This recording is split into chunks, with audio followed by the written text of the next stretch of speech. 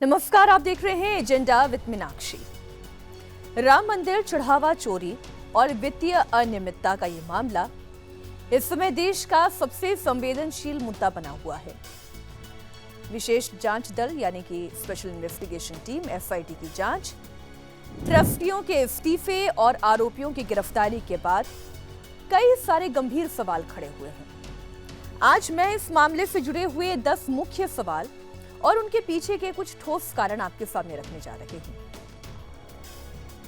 तो पहला सवाल है, सुरक्षा और सीसीटीवी होने के बावजूद करोड़ों की चोरी आखिर संभव कैसे हुई?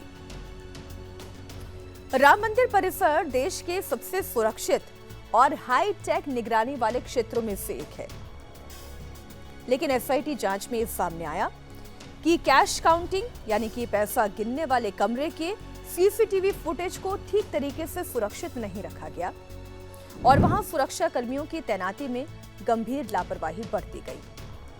और ये लापरवाही इतनी बड़ी थी कि कम से कम 120 दिन का सीसीटीवी कैमरे का रिकॉर्ड होना चाहिए था, लेकिन मात्र 45 दिन का सीसीटीवी कैमरे का रिकॉर्ड ही एसआईटी के पास है, जिसके आधार पर अभी जांच करेगी है। दूसरा सवाल, ट्रस्ट के शीर्ष पदाधिकारियों चंपत राय और अनिल मिश्रा ने इस्तीफा क्यों दिया? दरअसल घोटाला सामने आने के बाद श्री राम जन्मभूमि तीर्थ क्षेत्र ट्रस्ट के महासचिव चंपत राय और पूर्व ट्रस्टी डॉक्टर अनिल मिश्रा ने नैतिकता के आधार पर अपने अपने पदों से इस्तीफा दिया। जनता और विपक्ष ये सवाल उठा रही है कि यदि वो बेकसूर थे तो इस्तीफे की नौबत क्यों आई और क्या उनके खिलाफ कोई पुख्ता सबूत मिले हैं जिसकी वजह से उन्होंने इस्तीफा दिया। हालांकि जब मैंने विश्व हिंदू परिषद के अंतर्राष्ट्रीय अध्यक्ष आलोक कुमार से यही सवाल पूछा कि क्या ये इस्तीफा आपके कहने पर है या ये इस्तीफा नैतिक आधार पर है, ये इस्तीफा लगातार दबाव बन रहे परिस्थितियों की वजह से है, तो आलोक कुमार का मानना यह है कि वह जिस पद पर थे यानी कि चंपत राय महासचिव के पद पर थे, ऐसे में वो जांच को प्रभावित कर सकते थे, इसलिए ये इस्तीफा आना जरूरी था। तीसरा सवाल यह है कि 18,000 कमाने वाले कर्मचारियों के पास करोड़ों की संपत्ति और कैश आखिर आया तो आया कहां से? जांच के दौरान गिरफ्तार किए गए कुछ मंदिर कर्मचारियों का वेतन आप जानकर हैरान हो जाएंगे, ये 18,000 से 20,000 प्रति माह का था। लेकिन जब छापेमारी हुई तो छापेमारी के दौरान उनके पास से 10 लाख नकद बरामद हुआ। उन्होंने हाल ही में 40 लाख से 1.5 करोड़ तक के जमीन के प्लॉट खरीदे और प्लॉट केवल उनके नाम पर नहीं है, पैसा केवल उनके नाम पर नहीं है, बल्कि जो 8 आरोपी गिरफ्तार किए गए हैं, ये पैसा या तो उनके नाम पर बैंक अकाउंट में है, कैश घर पर रखा गया है, कहीं किसी ने अपने पत्नी के नाम पर, कहीं किसी ने अपने रिश्तेदारों के नाम पर यह पैसा सुरक्षित कर लिया। कहीं प्लॉट में सुरक्षित हुआ, कहीं घर में खर्च किया गया, कहीं पर गहनों में खर्च किया गया। और ये खेल कब से चल रहा है, यही इस वक्त पुलिस के सामने बड़ा सवाल है। ट्रस्ट के सामने उठने वाले चौथा सवाल यह है कि क्या चंदा चोरी के पैसों को रियल एस्टेट यानी कि जमीन की सौदेबाजी और अन्य संपत्तियों में डाइवर्ट किया गया? एसआईटी ने अपनी वित्तीय जांच यानी कि फाइनेंशियल इन्वेस्टिगेशन का दायरा बढ़ा दिया है। जांचकर्ताओं का इस बात का संदेह है कि दान पेटी से जो करोड़ों रुपए चुराए गए, उसे अयोध्या और अयोध्या के आसपास के इलाकों में बेनामी जमीन, मकान और निजी संपत्तियों में निवेश किया गया है। अब एक जानकारी मेरे पास आ रही है सूत्रों के हवाले से, अभी ये पुष्ट नहीं हुई है कि एसआईटी ऐसी तमाम बेनामी संपत्तियों की भी जांच कर रही है और केवल अयोध्या और अयोध्या के आसपास नहीं, बल्कि एनसीआर की भी ऐसी बेनामी संपत्ति इनकी जांच की जा रही है। क्योंकि एक सवाल अनिल मिश्रा को लेकर उठा है, अनिल मिश्रा जिसने अपने पद से इस्तीफा दे दिया है। अनिल मिश्रा के पास अयोध्या में ही 2000 वर्ग फुट में एक बड़ी कोठी है और इस कोठी की कीमत भी 1.5 से 2 करोड़ तक की है और इसका भी विस्तार का काम चल रहा था। और विस्तार का काम भी ऐसा कि घर में लिफ्ट लगाने की तैयारी चल रही थी। हालांकि ये खुलासा हो जाने के बाद से विस्तार का ये पूरा काम बंद कर दिया गया है। अनिल मिश्रा के पैतृक गांव पतौना में कई सारी संपत्तियां हैं, कई सारी भूमि है उनके पास, उसकी एसआईटी जांच कर रही है। इतना ही नहीं, कुछ आरोप ये भी लग रहे हैं कि अनिल मिश्रा ने नोएडा और आसपास के इलाके में भी कुछ संपत्ति अर्जित की है। अब एसआईटी इस बारे में भी पता लगाने की कोशिश कर रही है, पड़ताल कर रही है कि ये संपत्ति कहाँ है, कितनी है। इस पर जब तक जांच पूरी नहीं हो जाती तब तक कुछ कहना मुश्किल है। लेकिन ट्रस्ट के सामने इस वक्त पांचवा सवाल जो खड़ा है वो नियुक्तियों यानी कि भर्तियों का ही है। क्या इसमें भारी कमीशन खोरी हुई, भाई भतीजावाद हुआ? यह सवाल इसलिए उठ रहा है, दरअसल जांच में यह खुलासा हुआ है कि राम मंदिर में तैनात कम से कम 125 कर्मचारियों की भर्तियां पूर्व ट्रस्टी डॉक्टर अनिल मिश्रा की सिफारिश पर ही हुई थी। इनमें से कई सारे तो उनके रिश्तेदार निकले। उन पर भी नौकरियों के बदले भारी कमीशन लेने का आरोप लग रहा है।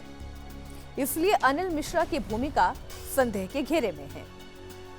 छठा सवाल, योग केंद्र में मिला राम राज्य कोष का रहस्यमय क्यूआर कोड वाला एक बक्सा।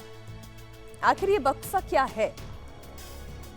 हाल ही में पुलिस ने अयोध्या के एक योग केंद्र पर छापा मारकर एक रहस्यमय बक्सा बरामद किया और इस बक्से पर राम राज्य कोष का स्टिकर और एक अनाधिकृत क्यूआर कोड भी लगा हुआ था।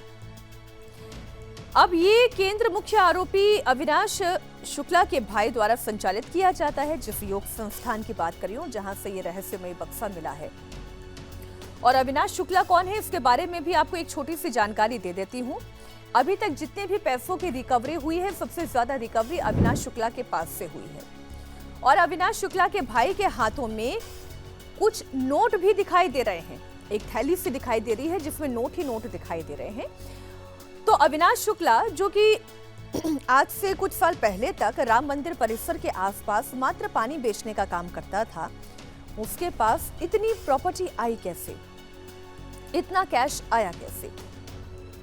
ये तो साफ है कि ये चोरी का पैसा है, वरना पानी बेचने वाले के पास लाखों का कैश कैसे हो सकता था? अब अंदेशा ये जताया जा रहा है कि जो पैसा बरामद किया गया है वो दान का ही पैसा है, जो सीधे निजी खातों में ट्रांसफर कराया जा रहा था। अब चढ़ावा चोरी मामले में अगला सवाल, सातवां सवाल ये है कि क्या साल 2020 की ऑडिट रिपोर्ट में दी गई चेतावनियों को जानबूझ करके नजरअंदाज किया गया?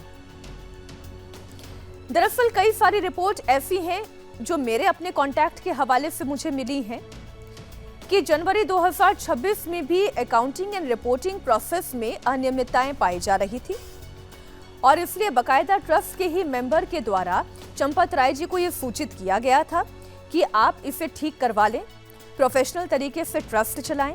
इसके बावजूद उन्होंने इस रिकमेंडेशन को नजरअंदाज कर दिया। इतना ही नहीं, कुछ अन्य मीडिया रिपोर्ट्स के हवाले से भी ये जांच आ रही है कि शुरुआती जांच के मुताबिक साल 2020 में हुई एक आंतरिक ऑडिट यानी कि इंटरनल ऑडिट में ही मंदिर की वित्तीय प्रणालियों और रिकॉर्ड कीपिंग में कमजोरी दिखाई दे रही थी और इसकी चेतावनी भी बकायदा दी गई थी।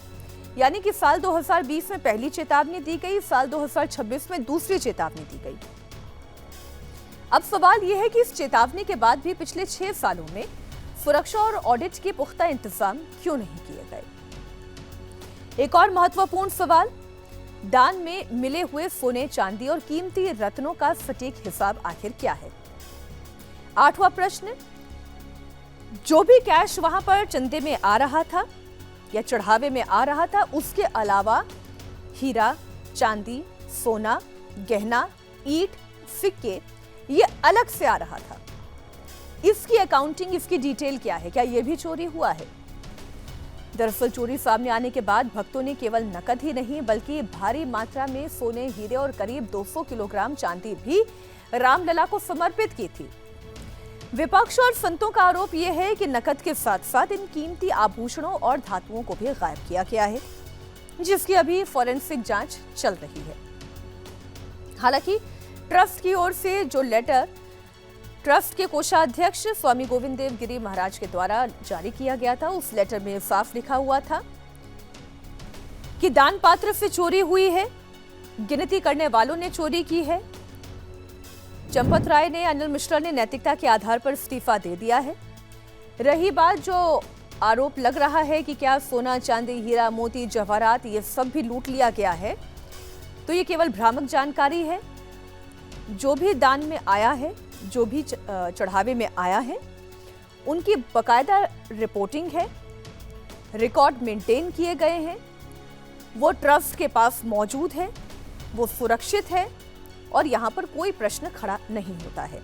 तो ये एक ऑफिशियल स्टेटमेंट है जो गहनों को लेकर या सिक्कों को लेकर, ईंटों को लेकर जारी किया गया।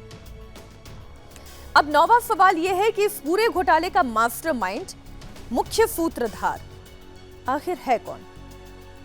पुलिस ने अब तक कैश काउंटिंग से जुड़े हुए 8 छोटे कर्मचारियों को गिरफ्तार करके जेल भेज दिया है, लेकिन आरोपियों के परिजनों का दावा यह है कि ये तो दरअसल कर्मचारी हैं, केवल छोटे मोहरे हैं।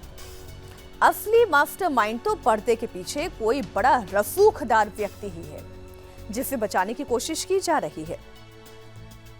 अब वो रसूखदार व्यक्ति कौन हो सकता है? सवाल ये है, क्या वो चंपत राय है? क्या वो अनिल मिश्रा है? क्या वो गोपाल राव है? और ये सवाल इसलिए क्योंकि चंपत राय के पास ही पूरी मंदिर के कामकाज का जिम्मा था। अनिल मिश्रा ही वो व्यक्ति है जिसके पास गिनती का जिम्मा था। गिनती के बाद इसे कैसे बैंक में जमा करवाना है, इसका जिम्मा था। जितनी हायरिंग वहां पर हुई है वो अनिल मिश्रा और चंपत राय के रिकमेंडेशन पर हायरिंग हुई है।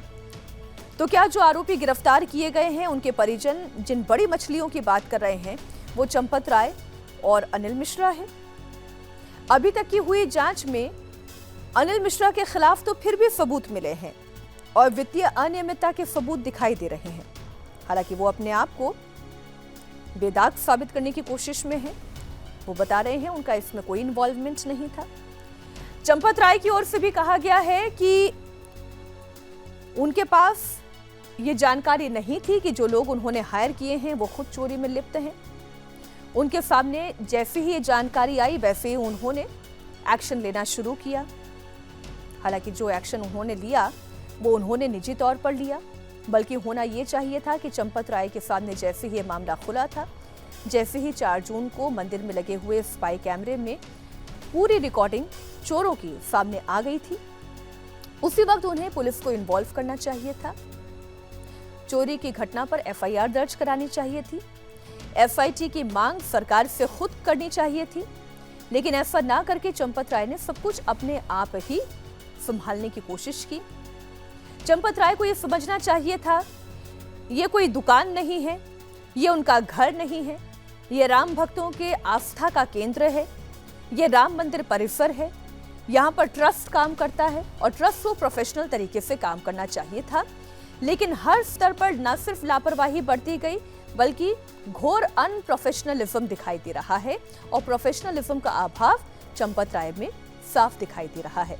तो सवाल यही है कि क्या इनके ऊपर भी आरोप लगेंगे, क्या इनके नाम पर भी एफआईआर दर्ज होगी या नहीं? 10वां और अंतिम प्रश्न यही है कि क्या एसआईटी जांच निष्पक्ष होगी या फिर सुप्रीम कोर्ट की निगरानी में जांच की जरूरत है, क्योंकि इस मामले में सत्ता आरएसएस से जुड़े हुए नामी पदाधिकारियों के नाम सामने आ रहे हैं। इसलिए उत्तर प्रदेश सरकार के द्वारा गठित 3 सदस्यीय एसआईटी की निष्पक्षता पर भी रह रहकर विपक्षी दल सवाल उठा रहे हैं। विपक्षी दलों और कुछ जनहित याचिकाओं के जरिए यह मांग की जा रही है कि इसकी जांच सुप्रीम कोर्ट की निगरानी में केंद्रीय जांच एजेंसी सीबीआई से कराई जाए।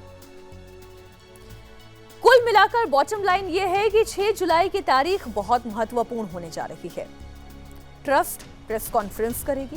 अनिल मिश्रा, गोपाल राव और चंपत राय का आगे क्या होगा, ये ट्रस्ट तय करेगा। चंपत राय और अनिल मिश्रा का इस्तीफा मंजूर किया जाएगा, इसमें कोई दो राय नहीं।